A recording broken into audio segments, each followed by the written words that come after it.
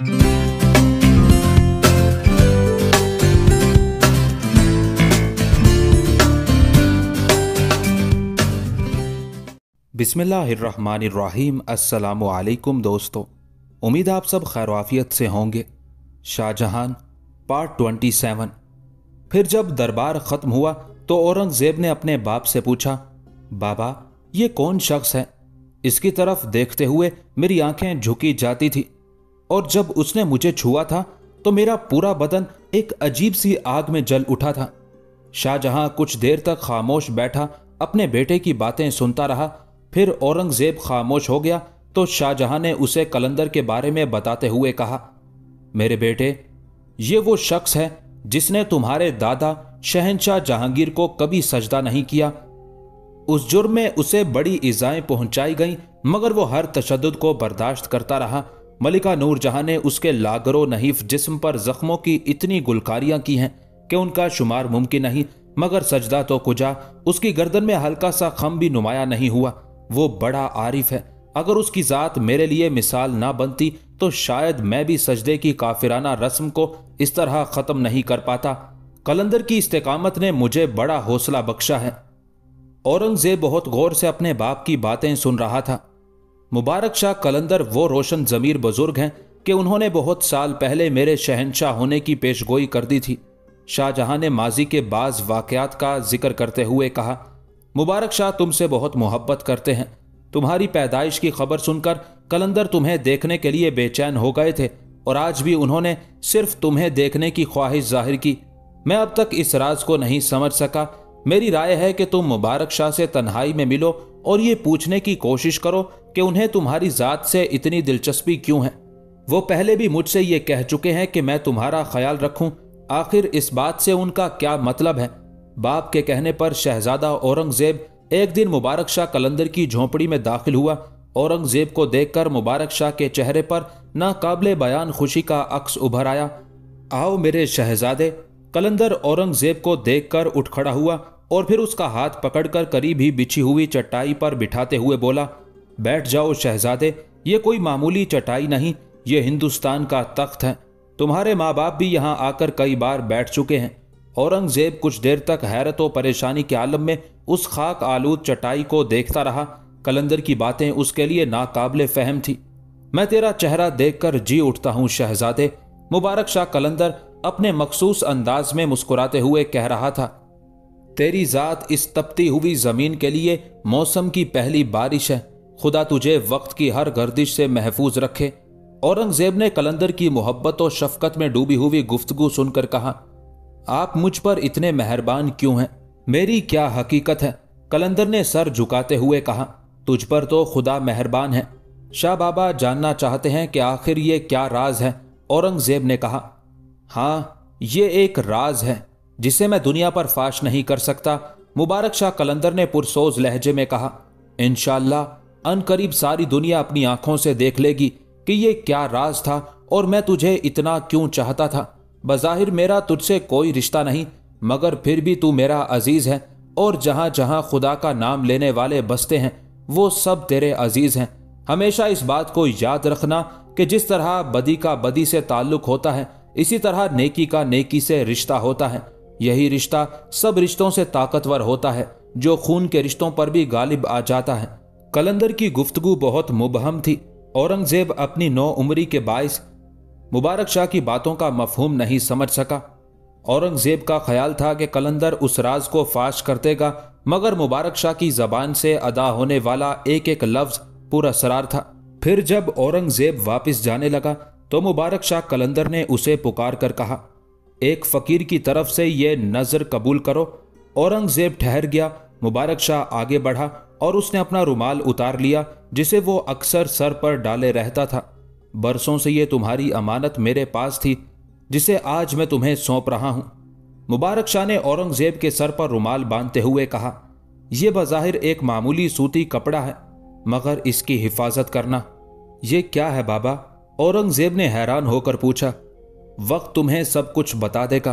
कलंदर ने एक बार फिर मुबहम अंदाज में कहा, यह तुम्हारी दस्तार है। जब तुम ताजे शाही पहनोगे तो तुम्हें इस बेकीमत कपड़े की हकीकत मालूम होगी।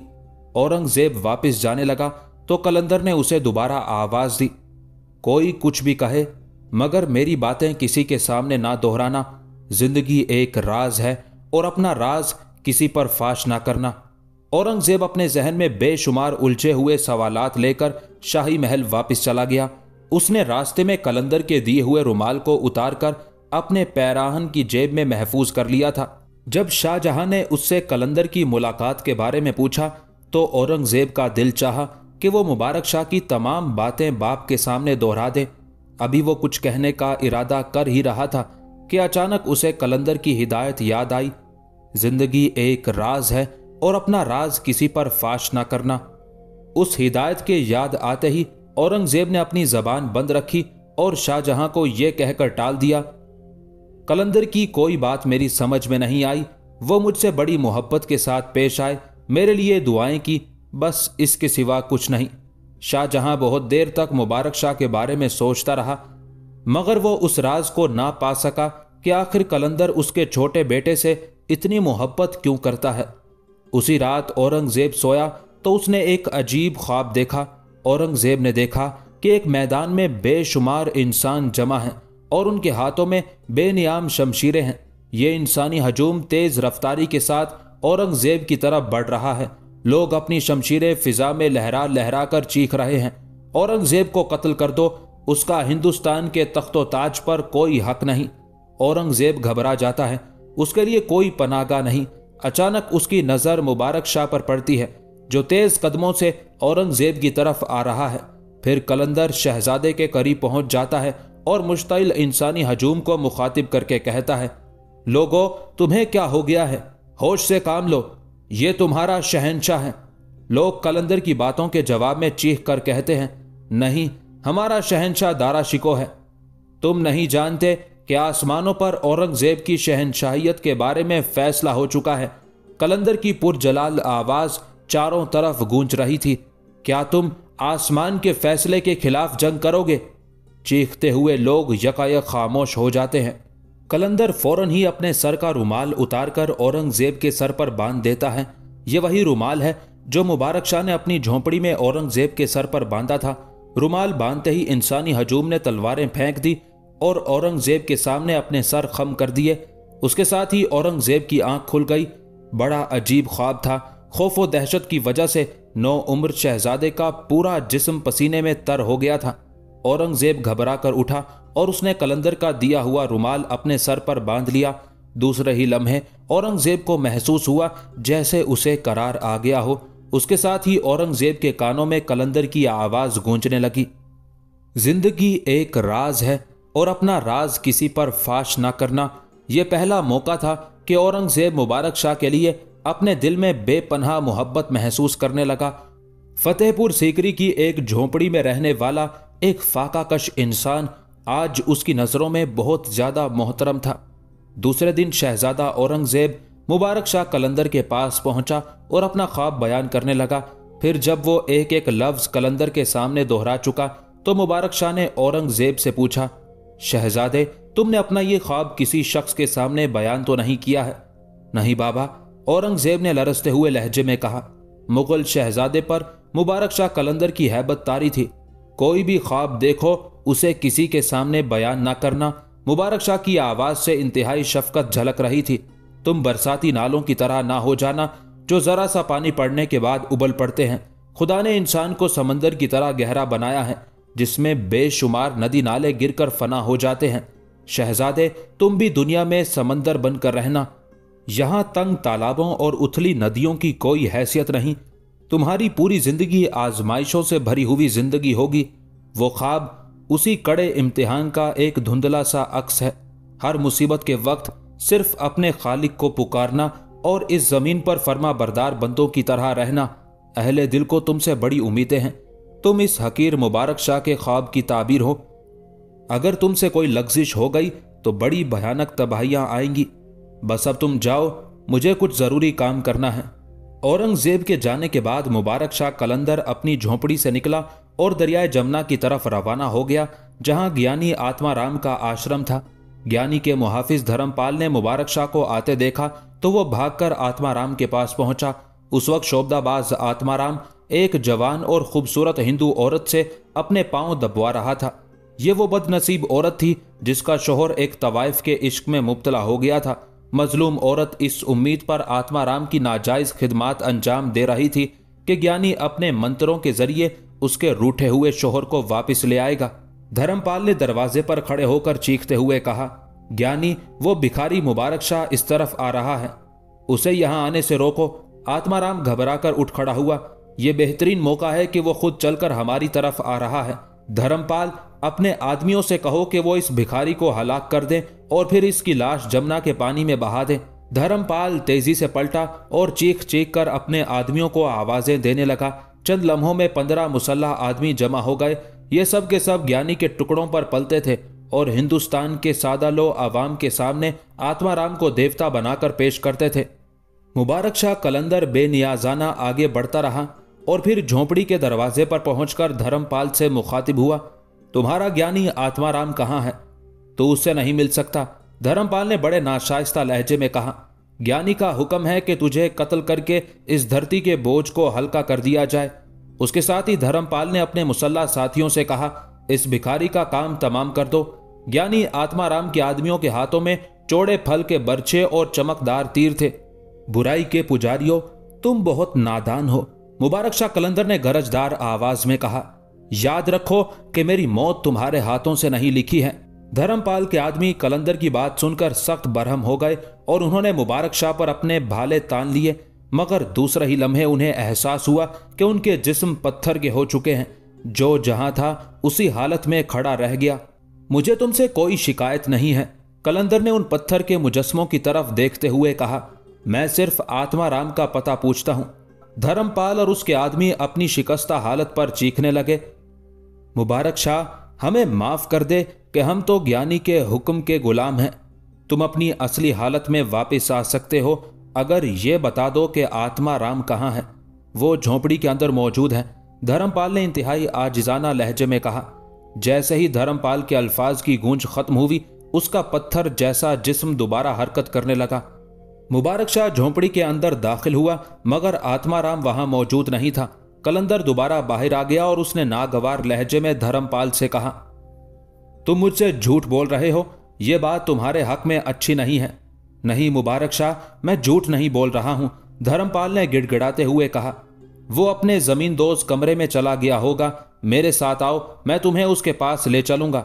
फिर थोड़ी देर बाद धर्मपाल मुबारक शाह को उस कमरे में ले गया जो जेरे जमीन बनाया गया था। कलंदर ने उस बदनसीब औरत को देखा जो आत्माराम के साथ उस कमरे में मौजूद थी। ज्ञानी के हाथ में एक चमकदार खंजर था।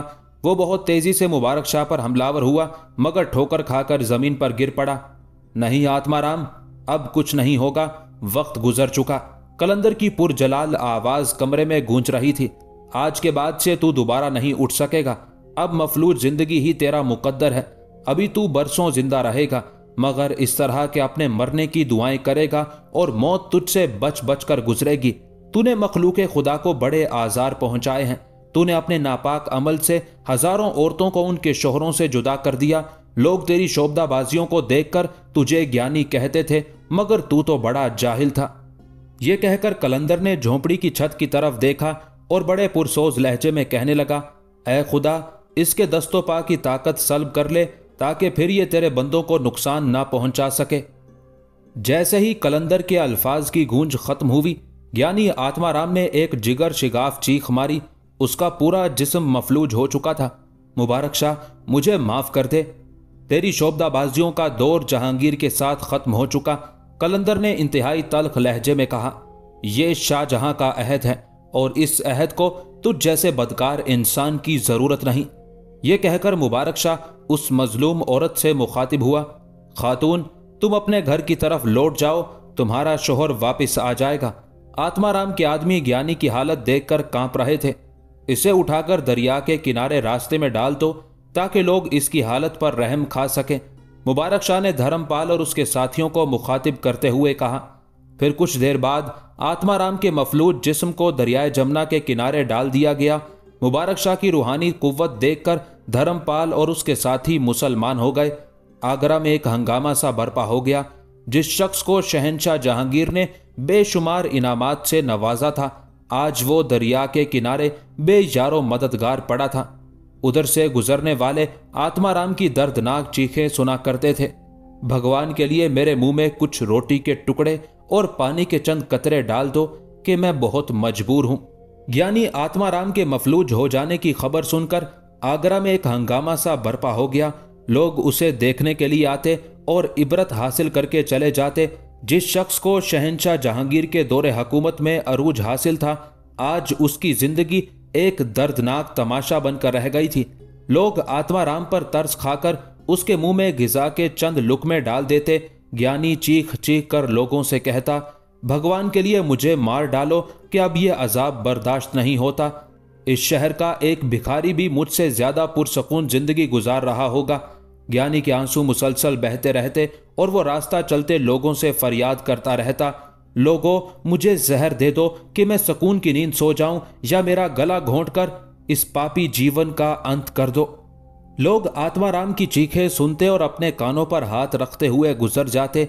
एक दिन एक राहगीर ने तरस खाकर ज्ञानी को रोटी खिलानी चाही तो आत्माराम ने गिरियाउजारी करते हुए कहा, मैं रोटी नहीं मौत चाहता हूं, मैं मुसलमान हूं। राहगीर ने आत्माराम को जवाब देते हुए कहा, हमारे अकीदे के मुताबिक मौत अपने वक्त पर आती है। अगर किसी इंसान को गैर फितरी तौर पर मौत से हमकिनार कर दिया जाए तो यह कत्ल कहलाता है और कत्ल हमारे मजहब में गुनाह अजीम है। अगर तुम मुसलमान हो तो तुम्हें तुम्हारे खुदा का वास्ता। आत्माराम रोने लगा, मुबारक शाह तक मेरा पैगाम पहुंचा दो कि वो बस एक बार आकर मुझे देख जाए। आत्माराम ने इस कदर आजिज़ी के साथ राहगीर से दरख्वास्त की थी कि वो शख्स मजबूर हो गया। मैं वादा करता हूं कि तुम्हारा पैगाम मुबारक शाह कलंदर तक पहुंचा दूंगा। उस शख्स ने आत्माराम को जवाब देते हुए कहा, यह तुम्हारा मुझ पापी पर बड़ा एहसान होगा। ज्ञानी की आंखों से मुसलसल आंसू बह रहे थे। वो शख्स वापस चला गया और फिर मुबारक शाह कलंदर से जाकर मिला। आत्माराम बहुत खौफनाक अजाब में मुब्तला है कलंदर। उस शख्स ने मुबारक शाह के सामने ज्ञानी की हालत बयान करते हुए कहा, मैं क्या करूं? मुबारक शाह ने नागवार लहजे में कहा, मैं उसकी हालत का जिम्मेदार नहीं हूं, मैंने उस पर यह अजाब नाजिल नहीं किया है। आत्माराम ने जो बोया था वही काट लिया, अब वो किस बात की शिकायत करता है? वो अपने साबिका आमाल पर बहुत नादिम है। उस शख्स ने कहा, वो तुमसे बस एक बार मिलना चाहता है। कह रहा था कि मैं चलने फिरने और उठने बैठने से भी माजूर हूं। अगर इस काबिल होता तो अपने पैरों से चलकर खुद आपकी खिदमत में हाजिर हो जाता। मुझे इन कामों के लिए फुर्सत नहीं है। मुबारक शाह कलंदर ने सरीहन इनकार करते हुए कहा, उसने तुम्हें खुदा का वास्ता दिया है कलंदर। मुबारक शाह चौंक कर उस शख्स की तरफ देखने लगा। वह उस हाल में भी फरेबकारियों से बाज नहीं आता। अब मेरे खुदा को दरमियान में ले आया है। कलंदर ज्ञानी की दरख्वास्त सुनकर पिघलने लगा। अब उसके चेहरे पर सख्ती की बजाय नरमी झलकने लगी थी। तुम्हें एक बार जाना ही होगा कलंदर, अजनबी शख्स ने कहा। उसने भिखारियों की तरह तुम्हें आवाज दी है। मुबारक शाह कुछ देर सोचता रहा, फिर बहुत आहिस्ता लहजे में अजनबी शख्स को मुखातिब करके बोला, तुम जाओ, मैं आत्माराम से मिलकर देखूंगा कि आखिर वो क्या कहना चाहता है। अजनबी शख्स ने कलंदर का शुक्रिया अदा किया और अपने रास्ते पर चला गया। फिर जब मुबारक शाह कलंदर ज्ञानी आत्माराम के पास पहुंचा तो खुशी से उसकी आंखों में आंसू आ गए। मैं तेरा शुक्रगुजार हूं मुबारक शाह कि तू यहां आया। जोश जज्बात से आत्माराम की आवाज लरज रही थी। मुझे मेरे खुदा का वास्ता खींचकर यहां लाया है, कलंदर ने इंतहाई तल्ख लहजे में कहा। आज मैं तेरी अय्यारियों का कायल हो गया हूं कि इस हालत में भी तेरा फितना अंगेज जहन खूब काम कर रहा है। नहीं मुबारक शाह, आत्माराम ने कांपते हुए लहजे में कहा, इस हादसे के बाद मैं सब कुछ भूल गया हूं। मुझे तेरी बातों का यकीन नहीं आता। मुबारक शाह की आवाज में तलखी पोशीदा थी। अभी जमीन और आसमान तो अपने महवर पर गर्दिश कर रहे हैं, फिर तू किस तरह बदल गया? मुझे मेरी बेदस्तोपाई ने बदल डाला मुबारक शाह। ज्ञानी आत्माराम मुसलसल आंसू बहा रहा था। काश एक बार तू भी मेरी बेकसी का मुशाहिदा कर लेता। मैं कितना मजबूर हूं। मुझसे तो बेहतर वो भिखारी हैं जो सुबह से शाम तक चल फिर कर भीख मांगते हैं, जिल्लत के साथ सही मगर जिंदगी का कुछ तो लुत्फ हासिल करते हैं। और एक मैं हूं कि लोग मुझे दुनिया का सबसे नातवा और बेकस इंसान समझकर मेरे मुंह में पानी के चंद कतरे टपका देते हैं। मैं दिन रात इधर से गुजरने वालों के सामने गिड़गिड़ाता रहता हूं। इससे बड़ी जिल्लत और क्या होगी मुबारक शाह? तूने मुझे क्यों बुलाया है? कलंदर ने आत्माराम की गिरियाउजारी को नजरअंदाज करते हुए कहा। जब तेरी रूहानी ताकत मुझे मफलूज बना सकती है तो फिर मेरी इल्तिजा है कि मेरे हक में मरने की बद्दुआ कर दे। आत्माराम के लहजे से बड़ी शिकस्तगी का इजहार हो रहा था। तू गलत समझ रहा है आत्माराम, मुबारक शाह ने बुलंद आवाज में कहा। मैं अल्लाह का एक आजिजो नातवा बंदा हूं। नहीं मुबारक शाह, तुझे तेरे अल्लाह ने बड़ी ताकत बख्शी है। आत्माराम किसी मजबूर भिखारी के लहजे में गुफ्तगू कर रहा था। मैं तो तेरी नजर में खुद एक भिखारी हूं, फिर किसी भिखारी में इतनी ताकत कहां से आ सकती है? मुबारक शाह ने आत्माराम को गुजरे हुए वाकयात की याद दिलाते हुए कहा, जब वो शहंशाह जहांगीर और दूसरे उमरा के सामने कलंदर को एक भिखारी कहकर पुकारता था। वो मेरी भूल थी। आत्माराम के आंसुओं में कुछ और रवानी आ गई थी। भिखारी तो मैं हूं जिसका तमाशा सारी दुनिया देख रही है। कुछ भी हो, मैं हकीकतन एक कमजोर इंसान हूं जो सिर्फ अपने अल्लाह के करम के सहारे जिंदा है। यकायक मुबारक शाह की आवाज लरजने लगी थी।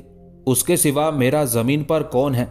अगर वो दस्तगिरी ना करता तो मुबारक शाह की जात भी एक तमाशा बनकर रह जाती। मैं तुझे तेरे खुदा का वास्ता देता हूं मुबारक शाह कि मेरे हक में मौत की दुआ कर दे। अब मुझसे ये अजाब बर्दाश्त नहीं होता। आत्माराम के इख्तियार में नहीं था, वरना वो उठकर मुबारक शाह के पैरों पर सर रख देता। वो अगर चाहे तो एक पल में तुझे इस अजियतनाक कशमकश से निजात दे सकता है। मुबारक शाह, मैं तुझे उसी खुदाए वाहिद का वास्ता देता हूं कि मेरे हक में दुआ कर। आत्माराम एक बार फिर गिड़गिड़ाया। कैसी दुआ? मुबारक शाह कलंदर ने आत्माराम से पूछा।